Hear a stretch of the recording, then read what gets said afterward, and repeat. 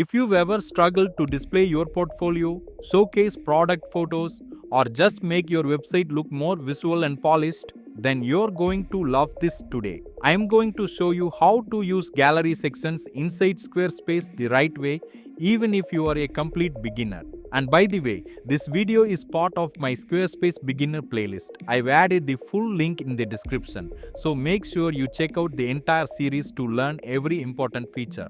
Alright, let's jump in first. From your Squarespace dashboard, open your website and click Edit to start editing your page. Once you are in the editor, you are ready to add your first gallery. Wherever you see the option to add a section, hover between any two existing sections and click Add Section. From the left panel, scroll down and select Images. Now, a quick important tip.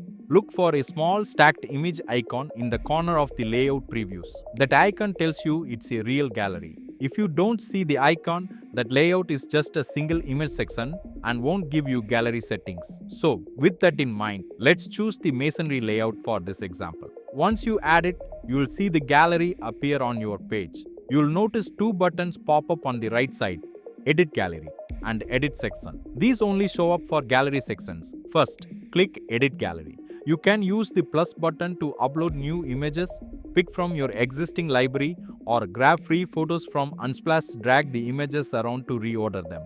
And if you want to delete one, just click the trash icon. When you click on any image, you will see a description field. This becomes the caption on your site, and it also works as alt text, which is great for SEO and accessibility. You can even add links to images, useful for portfolio items, product previews, or blog thumbnails. Once you're happy, click Done. Next, click Edit Section to customize how the gallery looks. Under Gallery Type, you can switch between layouts like Grid Simple, Masonry, Strip, Slideshow, and Reel. Each layout gives you a different visual style. In Grid Simple, you can change the number of columns, spacing, and even the aspect ratio, square, portrait, or widescreen cropping. If you added captions earlier, you can choose to show or hide them here. As you scroll down, you will find animation options like fade, scale, or none. This adds a subtle effect when visitors scroll. If you want the images to open in a full screen pop-up when clicked, enable Lightbox. This is especially useful for photographers, designers, and artists.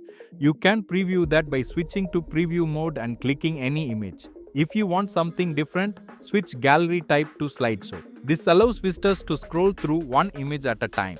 And if you want a more immersive experience, select slideshow full width. This is great for hero sections on landing pages. You can also try the Reel layout, which creates a horizontal scrolling gallery, perfect for product lines, brand logos, and even mood boards. One important thing to remember, gallery layouts cannot be customized separately on mobile. So whatever change you make applies to both desktop and mobile. Always preview your site on your phone to make sure everything looks clean and readable.